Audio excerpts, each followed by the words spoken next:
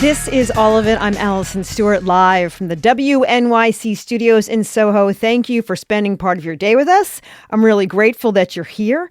On today's show, we will relive the glory of the 1986 Mets with author A.M. Gitlitz, who has written a book about the team, plus call in and share your memories of what a World Series victory looks like for the Mets. We'll also talk about 3 recently released movies. We're not talking about The Odyssey. We'll be talking about I Love Boosters, Urchin, and Is God Is. That is our plan. So let's get this started with a look at a family-owned arts and crafts chain using its massive fortune to promote evangelical Christianity.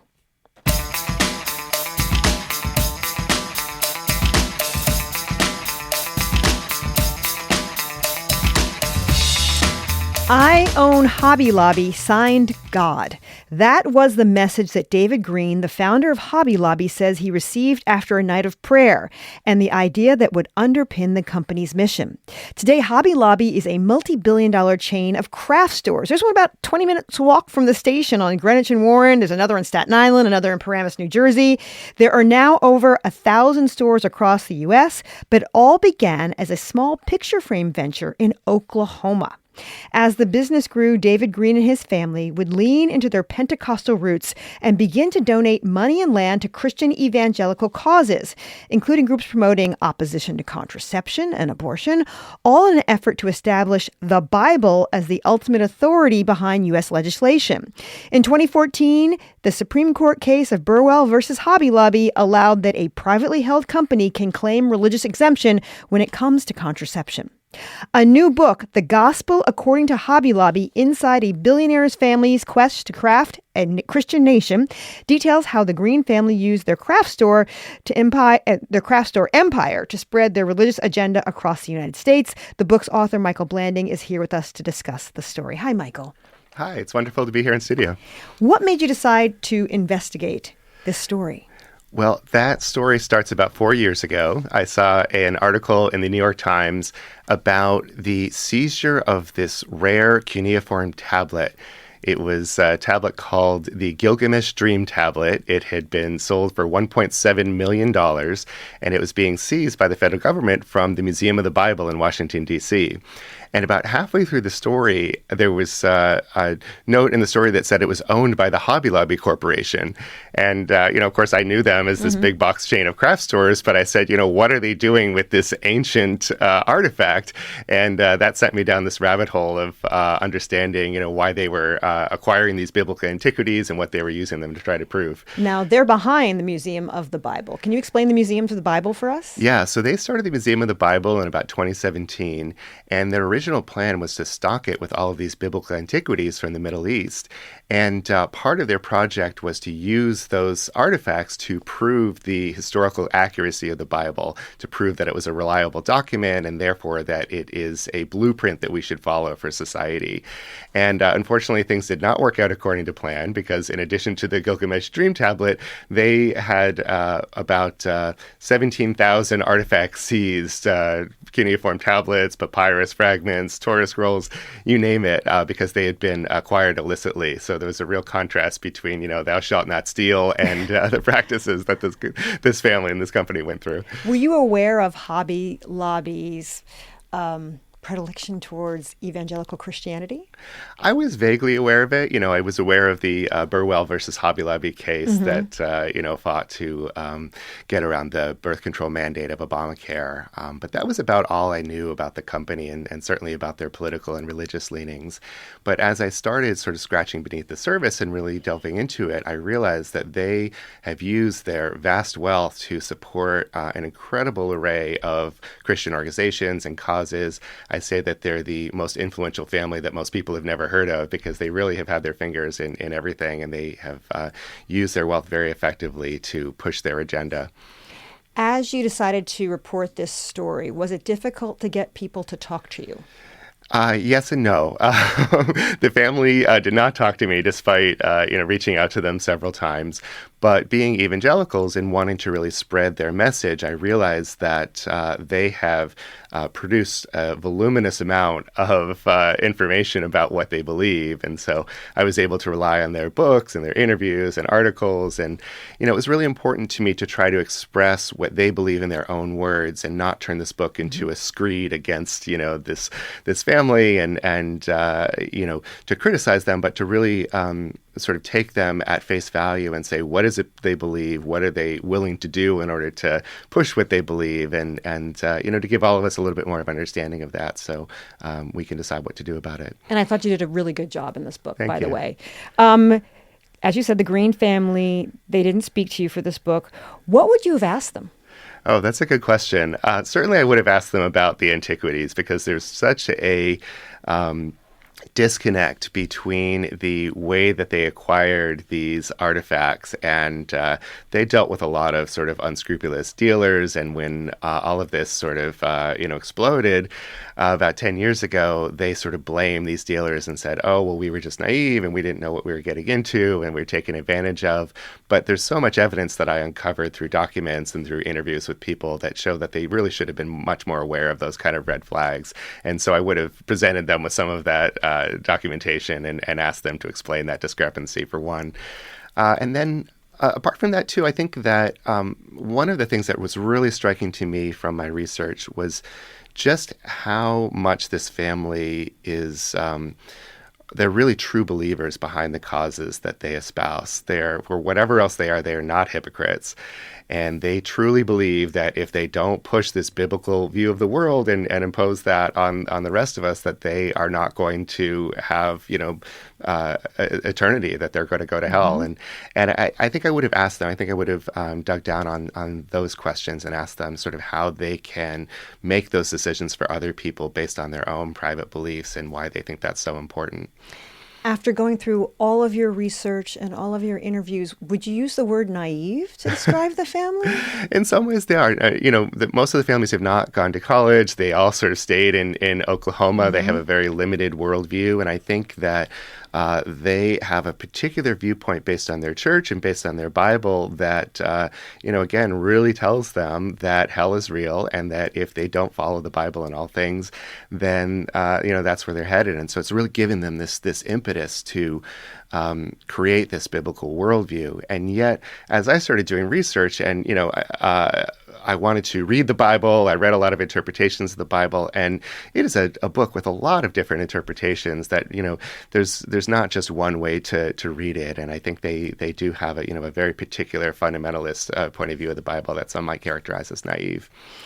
I'm speaking with author Michael Blanding about his new book, The Gospel According to Hobby Lobby, Inside a Billionaire Family's Quest to Craft a Christian Nation. You start the book with the story of the founder of Hobby Lobby's father, Walter Green, and his first encounter with a Pentecostal sect that would end up being the basis for the Greens' religion. What are the key characteristics of this sect? Yeah, so they belong to a church, or at least they did belong to a church called the Church of God of Prophecy, which was a Pentecostal sect that really started around the turn of the 20th century when there was a lot of religious fundamentalism, a lot of new churches that are sort of springing up. And they were a part of this trend that really believed in these, they call them charismatic practices that involve speaking in tongues and having visions from God and, the spirit baptism, where they were sort of directly speaking to the divine and getting messages from God. And you can see that all throughout David Green's writings. God is always talking to him, and God is not always very nice to him. He's always sort of criticizing him and needling him and, causing him to do more for these religious causes. And that's number one. And number two, it's a sect that's really devoted towards the Bible, and again towards this very particular fundamentalist reading of the Bible.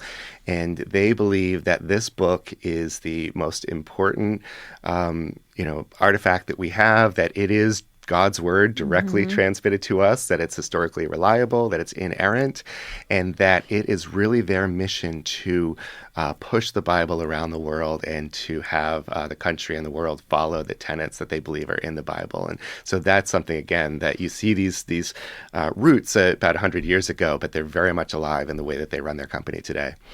David Green, he repeats the story over and over again, saying that his mother would ask him, "But what are you doing for the Lord?" When he was successful in some way and he wanted some to be given flowers by his mom. Yes. His mom would answer, "But what are you doing for the Lord?" That's right.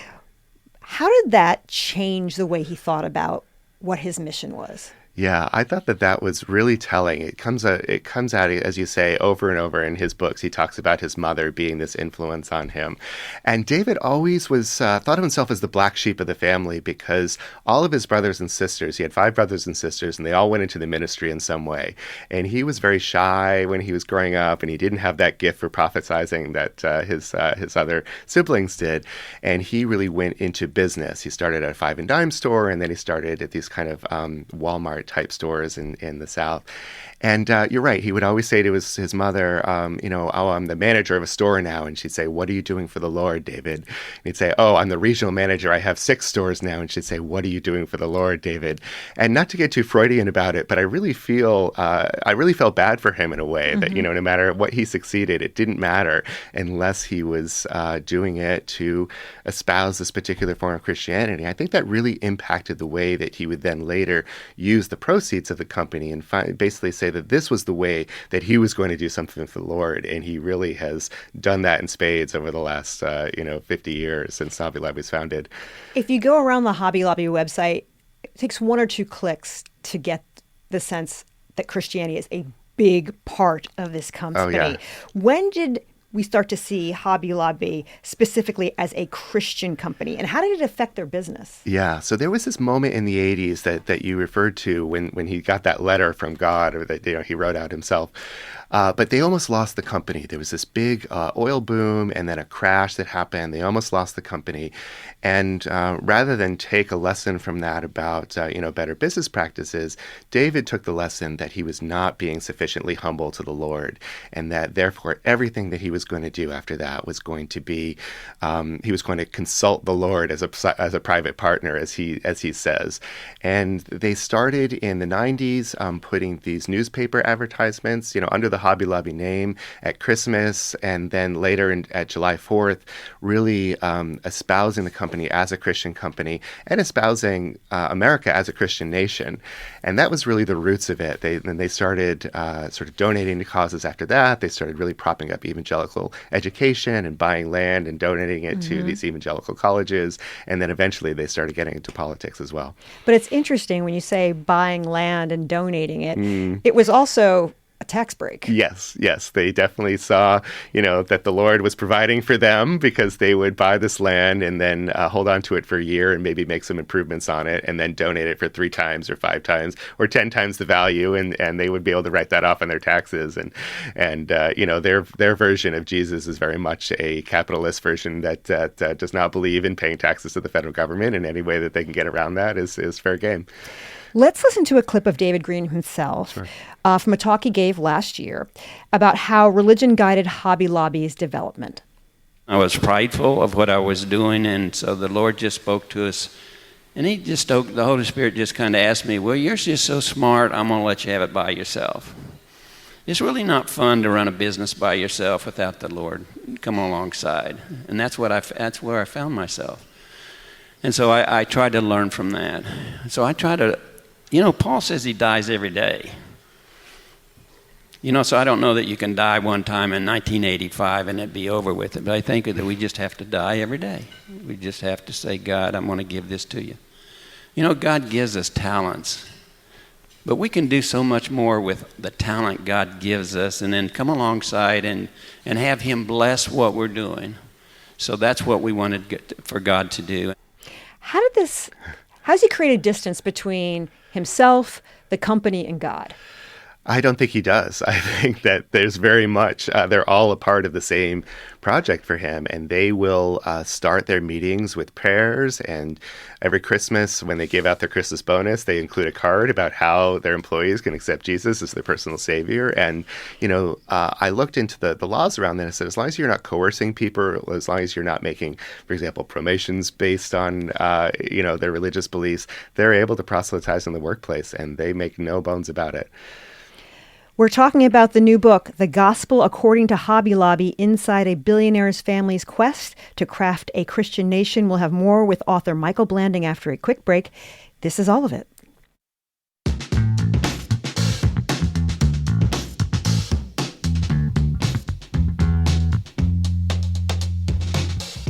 You're listening to All of It on WNYC. I'm Allison Stewart. My guest is author Michael Blanding. His new book is called The Gospel According to Hobby Lobby, Inside a Billionaire Family's Quest to Craft a Christian Nation. We're getting some interesting questions from our audience, and I wanted to ask you a few.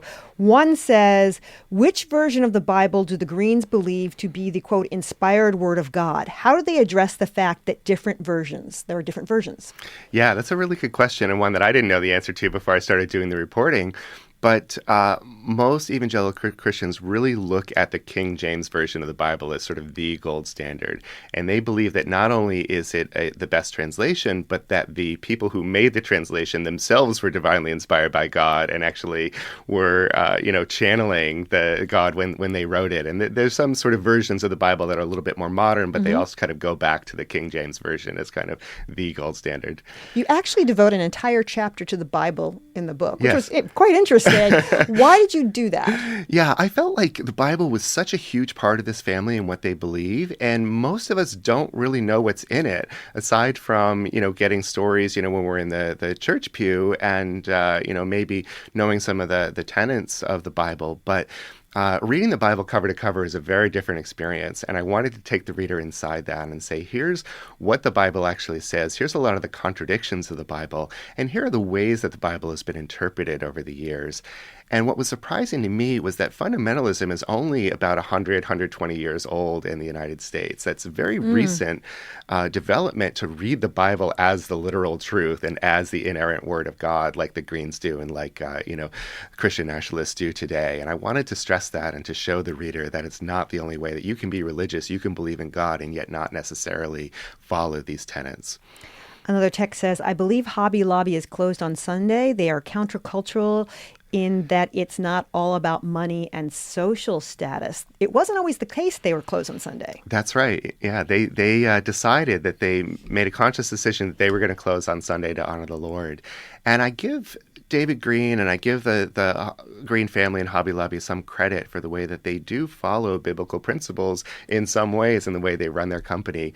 Not only are they closed on Sundays, but they also pay far above the minimum wage to their employees, and they will tout that as, the reason for that being because they follow religion. At the same time, there's some disturbing elements, for example, during COVID when they kept their stores open because David Green's wife, Barbara, supposedly got a message from God that told her that the stores needed to stay open. And there were terrible conditions in their warehouse and, 100-degree heat in this Oklahoma warehouse with people not wearing masks.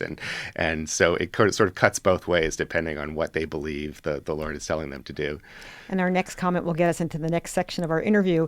This comment says, there's no way the Hobby Lobby in Tribeca is profitable. It's enormous, and there's hardly ever any customers. Is there a political reason they want to be in Lower Manhattan? That's a good question. I'm not sure why they have located stores in the locations that they have, but certainly they have spread around the country since they're starting in Oklahoma, and over the last 50 years they've sort of reached the coast at the end. But when I was looking at some kind of the modern day reactions to the company, you really see people divided into two camps. Some people, say I would never be caught dead in a Hobby Lobby because of the birth control case or because of other things I know about what they believe. And then some people say, oh, I go to Hobby Lobby specifically because of those beliefs. So it really represents kind of the two Americas that we see in our country sometimes. It was interesting to see their political leanings going back to Carter and Reagan. Yeah. They supported Reagan. They didn't support Jimmy Carter, right. who was the born-again Christian. Exactly. And initially they were against the Trump presidency, but they ended up supporting him in 2024. What is David Green's reasoning behind who he supports? Yeah, the Trump case was fascinating because David Green started out supporting Marco Rubio and Ben Carson, these more classic evangelical Christians. And he even wrote an op-ed to Fox that said, I will never support Donald Trump. He's not a model of Christian leadership that I want to espouse for my children and my grandchildren. Once Trump became the nominee, he really changed his tune, and he said that, he specifically cited the Supreme Court and said that the Supreme Court is too valuable to allow a Democrat to appoint another justice to the Supreme Court. And a number of evangelicals have kind of latched onto Trump as almost this kind of biblical figure, like a New Testament or sort of like an Old Testament pagan king who, nevertheless like freed the Jews from captivity. And they really look at him as this figure of this imperfect vessel of God's will. And that's the way that they were able to get around that and support this person who, by all means, is, the opposite of, what a Christian should be. And yet he's been able to deliver so much of their agenda that they're able to look past it. I was interested about Ronald Reagan over Jimmy Carter. Why would they support a divorced Reagan over Jimmy Carter? Yeah, again, it goes to the politics. And it goes to, there's this moment in 1980 when evangelicals really became a political force with the Moral Majority and the Christian Coalition and other groups. And Ronald Reagan really took advantage of that. And he very publicly associated himself with those groups and said, held up the Bible. Of course, he never delivered the kind of things to the evangelicals that they wanted. Once he got into office, he was very good on foreign policy, but not so much on domestic issues like abortion or gay issues or things like that. But, they continued to follow him and continued to wait for a president that would deliver. In 2012, Hobby Lobby filed a suit against the federal government claiming that having to provide health insurance that covered birth control for their employees went against their, quote, deeply held religious beliefs. They ended up winning in the Supreme Court. What kind of precedent did this decision make? Yeah, this was really the first time in American history that the law was used to that the Supreme Court case was used to deprive people of their rights. And it was successful because of exactly what you say, that this was a family-held company, that this was seen as their closely held religious beliefs. And in this 5-4 decision in the Supreme Court, it said that there was no distinction between the family and the company.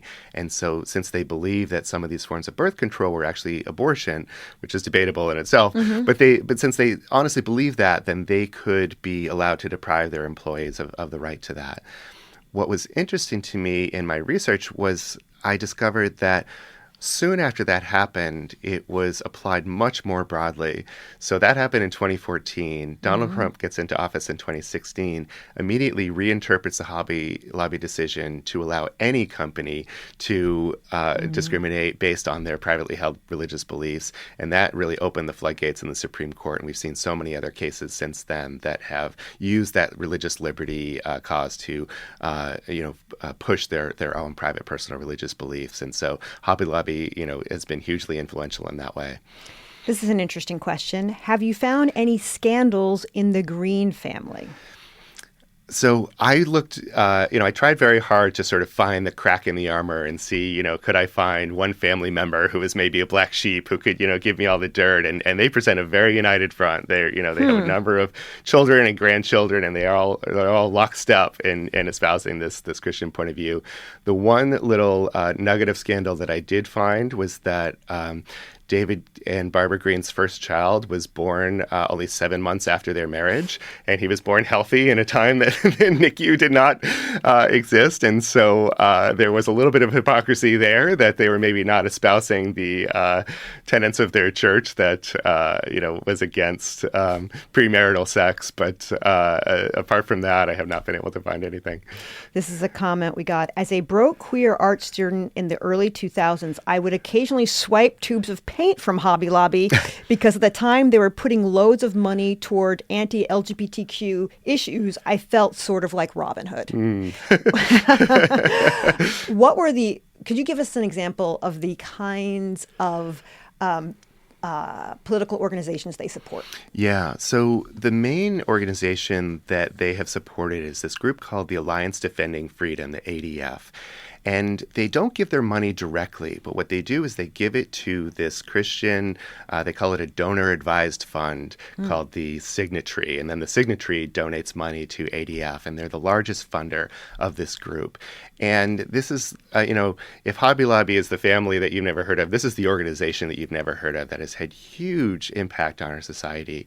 They were the driving force behind the Dobbs decision that overturned Roe v. Wade. They both wrote the law in Mississippi that decision was based on, and then they defended it in court. And they've done the same things with LGBTQ legislation and laws, where they have written a lot of the anti-trans legislation, for example, that's been adopted by state houses, and they've been really instrumental in fighting these court cases. And, what is ironic, perhaps, is that the Greens, you'll never hear them say anything against LGBTQ folks. And in fact, they fund these Super Bowl ads that people may have seen, the He Gets Us ad that sort of shows Jesus as this very inclusive, loving figure, and, priests and gay people embracing in these advertisements. And yet behind the scenes, they are funding this legislation and this organization that is directly undermining LGBTQ rights. After reading this book, you see how much influence this family has. Yeah. Is there anything that we should learn from Hobby Lobby, good or bad, or both? Yeah, I think for me, again, it was understanding the motivation of this company and of this family. I certainly include a lot of examples in the book of hypocritical religious figures who are, living large and having sex scandals and things like that. And Hobby Lobby is not that. They live very modestly. They fly coach and don't have, huge mansions or anything like that. So they really do live up to their Christian beliefs. And yet they are so driven by this idea of the Bible and that we all have to live according to this quote unquote biblical worldview.